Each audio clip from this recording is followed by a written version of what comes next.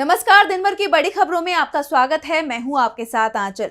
आज इस बुलेटिन में बात होगी मोदी सरकार और आरएसएस पर राहुल के अमेरिका से तीखे हमले की, मणिपुर के पूर्व राज्यपाल के बयान से घिरे पीएम मोदी की, देखेंगे हरियाणा में बीजेपी में बढ़ती बगावत को, आप और कांग्रेस के बीच गठबंधन को लेकर फंसे पेंच को, जानेंगे महाराष्ट्र सरकार में बढ़ते टकराव को, और बुलेटिन के आखिर में देखेंगे जाने माने कार्टूनिस्ट इरफान की किस खबर पर पड़ी तिरछी नजर। लेकिन दिन भर की तमाम बड़ी खबरों से पहले एक नजर आज की सुर्खियों पर। दिल्ली सरकार ने 1 जनवरी 2025 तक पटाखों के उत्पादन और बिक्री पर लगाई रोक, दिवाली और न्यू ईयर को लेकर लिया फैसला। सरकारी कर्मचारियों का मोदी सरकार को अल्टीमेटम, 30 सितंबर तक अगर यूपीएस का गजट नहीं आता तो नई दिल्ली के जंतर मंतर पर यूपीएस एनपीएस के विरोध में होगा महाआंदोलन। दिल्ली शराब घोटाले में बिजनेसमैन समीर महेंद्रू और आपके कार्यकर्ता चरणप्रीत सिंह को हाईकोर्ट ने दी जमानत। महेंद्रू को ईडी ने 28 सितंबर 2022 को किया था गिरफ्तार। हरे निशान पर बंद हुआ बाजार, 375 अंकों के उछाल के साथ 81,559 पर बंद हुआ सेंसेक्स, तो वहीं 84 अंकों की बढ़त के साथ 24,936 पर बंद हुआ निफ्टी। ये तो थी सुर्खियां। अब बात आज की सबसे बड़ी खबर की। राहुल गांधी के अमेरिका पहुंचते ही बीजेपी और मोदी सरकार परेशान हो गई है, क्योंकि राहुल ने अमेरिका में मोदी सरकार की पोल खोल दी है। मोदी सरकार के साथ ही राहुल ने आरएसएस को भी निशाने पर ले लिया है। तो क्या कुछ कहा राहुल ने, देखिए इस रिपोर्ट में। नेता प्रतिपक्ष राहुल गांधी ने अमेरिका में भी बीजेपी को संविधान के मुद्दे पर जमकर घेरा। राहुल ने कहा कि ये लड़ाई है और ये लड़ाई लोकसभा चुनाव 2024 में स्पष्ट हो गई, जब भारत के लाखों लोगों ने स्पष्ट रूप से समझा कि भारत के प्रधानमंत्री भारत के संविधान पर हमला कर रहे हैं। मैंने आपसे जो भी कहा है वे संविधान में है। आधुनिक भारत की नींव संविधान है। चुनाव में लोगों ने जो स्पष्ट रूप से समझा और मैंने इसे होते हुए देखा। राहुल गांधी ने अपने पुराने भाषण का जिक्र करते हुए कहा कि संसद में जब अपने भाषण में मैंने अभय मुद्रा का वर्णन किया तो आपने गौर किया होगा कि ये निर्भयता का प्रतीक है और ये हर एक भारतीय धर्म में मौजूद है। जब मैं ये कह रहा था तो भाजपा इसे बर्दाश्त नहीं कर सकी, वह नहीं समझते और हम उन्हें समझाने जा रहे हैं। दूसरी बात ये हुई कि लोगों के अंदर बीजेपी का डर गायब हो गया। हमने देखा कि चुनाव परिणाम के तुरंत बाद कुछ ही मिनटों में भारत में कोई भी भाजपा या भारत के प्रधानमंत्री से नहीं डरता था। इसीलिए ये बहुत बड़ी उपलब्धियां हैं। इसी के साथ राहुल गांधी ने आरएसएस की विचारधारा पर भी सवाल उठाए। उन्होंने कहा कि आरएसएस का मानना है कि भारत एक विचार है और हमारा मानना है कि भारत में विचारों की बहुलता है। हमारा मानना है कि इसमें सभी को शामिल होने की अनुमति दी जानी चाहिए, सपने देखने की अनुमति दी जानी चाहिए और उनकी जाति, भाषा, धर्म, परंपरा या इतिहास की परवाह किए बिना उन्हें जगह दी जानी चाहिए। आपको बताते चले कि राहुल ने इस दौरान भारत में रोजगार की समस्या का मुद्दा भी उठाया। राहुल ने कहा कि भारत में बेरोजगारी इसीलिए है क्योंकि हमने प्रोडक्शन पर ध्यान नहीं दिया। भारत में सब कुछ मेड इन चाइना है। चीन ने प्रोडक्शन पर ध्यान दिया, इसीलिए चीन में रोजगार की दिक्कतें नहीं है।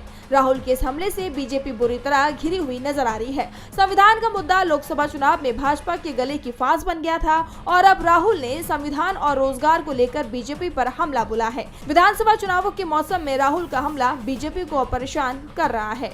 राहुल गांधी ने मोदी सरकार की नीतियों पर सवाल उठाए तो मणिपुर की पूर्व राज्यपाल अनुसुईया उइके ने सीधे सीधे पीएम मोदी को ही घेर लिया। मणिपुर को लेकर पीएम मोदी के रुख को लेकर उइके ने नाराजगी दिखाई है। कांग्रेस अध्यक्ष मल्लिकार्जुन खड़गे ने भी उइके के बयान का समर्थन किया है। मणिपुर में हिंसा थमने का नाम नहीं ले रही है और शांति बहाल करने में मणिपुर की बीजेपी सरकार की असफलता को लेकर प्रदेश की जनता भी अब आक्रोश में नजर आ रही है, तो गुस्सा पीएम मोदी के खिलाफ भी है। पीएम मोदी ने मणिपुर का दौरा नहीं किया, इसे लेकर राज्य के लोग दुखी हैं। ये कहना है मणिपुर की पूर्व राज्यपाल और बीजेपी की वरिष्ठ नेता अनुसुईया उइके का। उइके ने कहा कि उस समय जिस तरह के हालात थे ऐसा हो सकता है कि पीएम मोदी और गृह मंत्री अमित शाह ने कोई फैसला लिया हो, मगर मुझे इसकी जानकारी नहीं है। मणिपुर के लोग तो पीएम मोदी को पसंद करते हैं। फिलहाल वे ये कहते हुए दुखी होते हैं कि प्रधानमंत्री को मणिपुर का दौरा करना चाहिए। बीजेपी के वरिष्ठ नेता के इस बयान ने मोदी सरकार को गंभीर स्थिति में ला दिया है। तो वहीं कांग्रेस अध्यक्ष मल्लिकार्जुन खड़गे ने कहा कि मणिपुर की पूर्व राज्यपाल अनुसुईया उइके जी ने मणिपुर के लोगों की आवाज उठाई है। उन्होंने कहा है कि संघर्षग्रस्त राज्य के लोग परेशान हैं और दुखी हैं, क्योंकि वह चाहते हैं कि पीएम मोदी उनसे मिलने आए। अब सवाल ये उठ रहे हैं कि आखिर क्यों मणिपुर के लोगों को नजरअंदाज किया जा रहा है। वहीं इम्फाल में हाल ही में हुए ड्रोन हमले के विरोध में हजारों लोग 8 सितंबर की देर रात सड़कों पर प्रदर्शन के लिए निकले।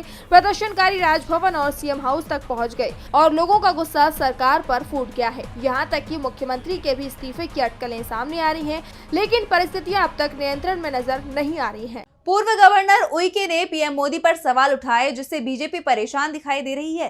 तो उसकी परेशानी पार्टी नेताओं की बगावत ने और ज्यादा बढ़ा दी है। हरियाणा विधानसभा चुनाव से पहले बीजेपी में बगावत करने वाले नेताओं की संख्या बढ़ती ही जा रही है। हरियाणा विधानसभा चुनाव के लिए बीजेपी की पहली लिस्ट आने के बाद से ही बवाल मचा हुआ है। 67 में से 29 सीटों पर महासंग्राम छिड़ा हुआ है। 38 दावेदारों ने खुलकर विरोध किया है। बीजेपी के 16 नेता अब तक पार्टी छोड़ चुके हैं और अब केंद्रीय राज्य मंत्री राव इंद्रजीत सिंह ने सीएम कुर्सी पर ही दावा ठोक दिया है।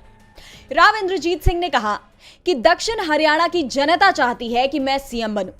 अगर यहां की जनता ने बीजेपी का साथ ना दिया होता तो मनोहर लाल खट्टर 2 बार हरियाणा के सीएम न बनते। बता दें कि टिकट बंटवारे पर हुई बगावत को लेकर राव इंद्रजीत सिंह ने कहा था कि टिकट कटने के बाद बागी हुए लोगों को चुनाव लड़ने का अधिकार है, लेकिन पार्टी को सोचना होगा कि उन्हें पार्टी में किसने शामिल करवाया। और अब उनके खुद के तेवर बागी हो गए हैं। बगावत करने वाले नेताओं में पूर्व मंत्री रणजीत चौटाला, मार्केटिंग बोर्ड के चेयरमैन रहे आदित्य देवीलाल, ओबीसी मोर्चा के प्रदेशाध्यक्ष कर्णदेव कंबोज और शशि परमार अपने पदों से इस्तीफा दे चुके हैं, जिनमें आदित्य देवीलाल आईएनएलडी में शामिल भी हो चुके हैं। इसके अलावा सावित्री जिंदल सहित 11 नेताओं ने निर्दलीय लड़ने का ऐलान किया है। तो कई नेता तो अपने समर्थकों के सामने रोते तक नजर आए, जिनमें दीपक डागर, कविता जैन, शशि परमार और बिशंभर वाल्मीकि का नाम शामिल है। वहीं यमुनानगर से देवेंद्र चावला, साढौरा से दाताराम, सफीदों से बचन सिंह आर्य, कालावली से बलकौर सिंह, गुरुग्राम से जीएल शर्मा और नीलो खेड़ी से मीना चौहान के भी तेवर बागी नजर आ रहे हैं। बढ़ती बगावत को देखते हुए बीजेपी डैमेज कंट्रोल में जुटी हुई है। सीएम नायब सिंह सैनी से लेकर पूर्व सीएम मनोहर लाल खट्टर तक पार्टी नेताओं से सुलह की कोशिश में लगे हैं, लेकिन उनकी सारी कोशिशें नाकामयाब नजर आ रही हैं। साफ है बीजेपी अपने ही नेताओं की नाराजगी के भंवर में फंस गई है। बीजेपी हरियाणा में डैमेज कंट्रोल नहीं कर पा रही है, लेकिन उसे एक राहत भी मिली है। हरियाणा में कांग्रेस और आप का गठबंधन तय नहीं हो पाया है। कांग्रेस के बाद अब आप ने भी उम्मीदवार घोषित कर दिए हैं, लेकिन गठबंधन को लेकर कहा जा रहा है कि ये अभी भी संभव है। देखिए ये रिपोर्ट। हरियाणा विधानसभा चुनाव को लेकर सरगर्मियां तेज हैं। इस बीच खबर सामने आ रही है कि राज्य में आम आदमी पार्टी ने अपने 20 उम्मीदवारों के नाम की पहली लिस्ट जारी कर दी है। आम आदमी पार्टी की इस लिस्ट के जारी होने के बाद आप और कांग्रेस के गठबंधन को लेकर अटकलें तेज हो गई हैं। अब सवाल उठ रहे हैं कि क्या आम आदमी पार्टी और कांग्रेस का गठबंधन होगा या दोनों ही पार्टियां अलग अलग चुनाव लड़ेंगी। बता दें कि राज्य में कांग्रेस ने 41 सीटों पर अपने उम्मीदवारों के नाम का ऐलान पहले ही कर दिया है, तो वहीं अब आम आदमी पार्टी के 20 उम्मीदवारों की पहली लिस्ट सामने आई है। दोनों पार्टियों के साथ चुनाव लड़ने को लेकर अभी भी संभावना बाकी नजर आ रही है, क्योंकि हाल ही में दोनों दलों के बीच सीटों के समझौते को लेकर बातचीत जारी होने की खबरें सामने आ रही थीं और अभी भी दोनों दलों से बातचीत बंद होने की कोई खबर सामने नहीं आई है, जिसके ये मायने निकाले जा रहे हैं कि लिस्ट जारी होने के बावजूद दोनों पार्टियों में अभी भी गठबंधन और सीट बंटवारे को लेकर चर्चा जारी है और 12 सितंबर को नामांकन की तारीख से पहले अगर दोनों पार्टियों में गठबंधन और सीटों को लेकर समझौता हो जाता है तो दोनों ही पार्टियां अपने जारी उम्मीदवारों के नाम वापस ले लेगी। हरियाणा में गठबंधन को लेकर बातचीत चल रही है। हरियाणा चुनाव के तुरंत बाद महाराष्ट्र में चुनाव कराए जाएंगे और यहाँ भी बीजेपी परेशानी में दिखाई दे रही है। दावा किया जा रहा है कि सत्ता के लिए बीजेपी, शिवसेना और एनसीपी में गठबंधन हुआ था और अब जब चुनाव होगा तो ये गठबंधन बिखर जाएगा।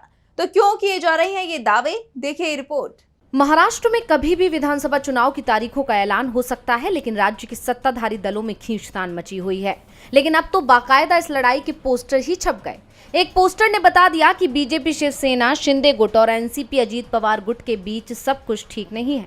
दरअसल चुनाव नजदीक आते आते एनडीए सरकार अपनी योजनाओं के प्रचार प्रसार में लग गई है, जिससे उसका फायदा आगामी चुनाव में मिल सके। लेकिन सरकार के अंदर ही क्रेडिट लेने की होड़ शुरू हो गई है। ये सारा विवाद तब शुरू हुआ जब 28 जून को महाराष्ट्र के उप मुख्यमंत्री अजीत पवार ने राज्य का वार्षिक बजट पेश किया। इस बजट में सबसे ज्यादा चर्चा हुई मुख्यमंत्री मांझी लड़की बहन योजना की। सरकार की तरफ से आदेश दिया गया कि जल्दी से जल्दी पोस्टर लगाए जाएं और 24 घंटे भी नहीं बीते कि मुंबई और ठाणे जिले में इस योजना के पोस्टर लगा दिए गए। पोस्टर्स में बीच में सीएम एकनाथ शिंदे की तस्वीर प्रमुखता से दिखाई गई, लेकिन गौर करने वाली बात ये थी कि सिर्फ शिंदे की ही तस्वीर थी। किसी भी पोस्टर में उप मुख्यमंत्रियों की तस्वीर नहीं थी। भाजपा के देवेंद्र फडणवीस और राष्ट्रवादी कांग्रेस पार्टी के अजीत पवार पोस्टर से गायब थे। बस इसी पोस्टर ने महाराष्ट्र एनडीए में पड़ी दरार को जगजाहिर कर दिया। वहीं अब बीजेपी भी देवेंद्र फडणवीस का प्रचार करने में लगी हुई है। पूरे राज्य में फडणवीस की छवि और देवा भाऊ वाले बैनर लगाए गए हैं। यानी एनडीए में शामिल तीनों दल खुद को जनता के बीच सबसे लोकप्रिय दिखाने की होड़ में लग गए हैं, जिससे सीट शेयरिंग के दौरान बार्गेनिंग पावर उनके हाथ में रह सके। इससे साफ है कि एनडीए में कुछ भी ठीक नहीं चल रहा है। महाराष्ट्र सरकार मुसीबत में है, गठबंधन टूटता दिख रहा है, तो दूसरी तरफ मुसीबत में सीबीआई और पश्चिम बंगाल सरकार भी दिखाई दे रही है। कोलकाता मामले में सुप्रीम कोर्ट में सुनवाई हुई, तो क्या कुछ हुआ सुनवाई में, देखिए इस रिपोर्ट में। कोलकाता के आरजीकर मेडिकल कॉलेज और अस्पताल में 9 अगस्त को ट्रेनी डॉक्टर के साथ हुए अनाचार केस में 9 सितंबर को सुप्रीम कोर्ट में फिर सुनवाई हुई। सीजेआई डीवाई चंद्रचूड़, जस्टिस जेबी पारदीवाला और मनोज मिश्रा की बेंच ने मुख्य रूप से 3 मुद्दों, सीबीआई जांच रिपोर्ट, डॉक्टरों की हड़ताल और सीआईएसएफ जवानों की सुविधाओं पर सुनवाई की। इस दौरान ममता सरकार का पक्ष रख रहे वकील कपिल सिब्बल ने डॉक्टरों के हड़ताल पर जाने से 23 लोगों की जान जाने की बात कही, जिस पर कोर्ट ने डॉक्टरों से तुरंत काम पर लौटने को कहा है। सीजेआई ने कहा कि अगर मंगलवार शाम 5 बजे तक डॉक्टर ड्यूटी पर नहीं लौटे तो उनके खिलाफ राज्य सरकार को कार्रवाई करने से नहीं रोका जा सकता। डॉक्टरों का पेशा ही मरीजों की सेवा करना है। तो वहीं सीबीआई की स्टेटस रिपोर्ट में भी कई चौंकाने वाली बातें सामने आई। कोर्ट ने पूछा कि एफआईआर में 14 घंटे की देरी हुई है और कुछ जरूरी दस्तावेज भी गायब है। ऐसे में मामला गड़बड़ लगता है। सुप्रीम कोर्ट ने राज्य सरकार को मिसिंग डॉक्यूमेंट कोर्ट में पेश करने का आदेश दिया। उधर सीआईएसएफ जवानों की सुविधाओं पर भी कोर्ट ने राज्य के गृह सचिव को आदेश दिया कि सभी जवानों को रहने के लिए घर मुहैया कराया जाए। ये जवान अस्पताल की सुरक्षा के लिए आए हैं, उन्हें अतिरिक्त सुरक्षा उपकरण भी दिए जाए। मामले में अगली सुनवाई 17 सितंबर को होगी। सुप्रीम कोर्ट ने डॉक्टरों को काम पर लौटने का आदेश दे दिया है। फिलहाल कोलकाता में डॉक्टरों का गुस्सा थमा नहीं है, तो दूसरी तरफ जेएमएम के नेताओं का गुस्सा भी कम नहीं हुआ है। उनका गुस्सा बीजेपी को लेकर है। हेमंत सोरेन की पत्नी कल्पना सोरेन ने बीजेपी को सख्त चेतावनी दी है। कल्पना सोरेन गिरिडीह पहुंची थी, जहां उन्होंने जेएमएम कार्यकर्ताओं से कहा, जब से हेमंत सोरेन मुख्यमंत्री बने हैं तभी से केंद्र की बीजेपी सरकार उनके पीछे पड़ी हुई है। केंद्र की मोदी सरकार हर वक्त हेमंत सोरेन की सरकार को गिराने में जुटी रही। सफलता नहीं मिली तो साजिश रचकर जेल भेज दिया। अब हेमंत सलाखों से बाहर है और पार्टी का जोश आसमान पर है। 5 महीने तक हेमंत जेल में रहे, आपके दादा जेल में रहे। इन 5 महीनों में जो दर्द मैंने सहा उससे ज्यादा तकलीफें आपने सही है। अब समय आ गया है इस दर्द का बदला लेने का। समय आ गया है भाजपाइयों को झारखंड से बाहर भेजने का। समय आ गया है इनकी जमानत जब्त करवाने का। कल्पना ने इसके साथ ही कार्यकर्ताओं को चुनाव के लिए तैयार रहने को कहा। बता दें कि हेमंत सोरेन को जनवरी में गिरफ्तार किया गया था और उन्हें जून में जमानत मिल गई थी। कल्पना सोरेन ने कार्यकर्ताओं के बहाने चंपई सोरेन, सीता सोरेन और लोबिन हेमराम का नाम भी लिए बिना हमला बोला। उन्होंने कहा कि कार्यकर्ता नेता बनाते हैं, कार्यकर्ता जीत दिलाते हैं। झारखंड मुक्ति मोर्चा कार्यकर्ताओं का सम्मान करती है और उनकी रक्षा करती आ रही है। जेएमएम कार्यकर्ताओं की पार्टी है, यही कारण है कि नेता भाग जाते हैं, लेकिन एक भी कार्यकर्ता पार्टी नहीं छोड़ता है। कार्यकर्ताओं के सुख दुख में उनके साथ खड़ा होना है और पार्टी उनके साथ खड़ी है। और बुलेटिन के आखिर में देखेंगे जाने माने कार्टूनिस्ट इरफान की किस खबर पर पड़ी तिरछी नजर।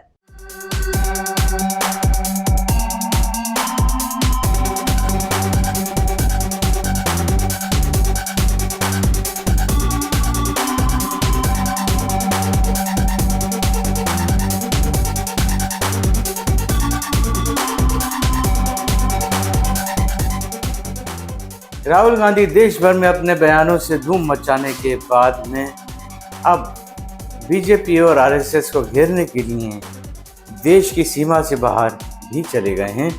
इन दिनों वो अमेरिका में हैं, जहां पर वो बीजेपी और आरएसएस के ऊपर लगातार हमले कर रहे हैं और उन हमलों से कुपित होकर के यहाँ पर बीजेपी के बड़े बड़े वाले को भी उनके पीछे लग गए हैं। लेकिन मोहब्बत की ये दुकान इंटरनेशनल लेवल पर जिस तरह से अपना धूम मचा रही है, तो ऐसा लग रहा है कि उसका चालान तो कहीं पर नहीं है।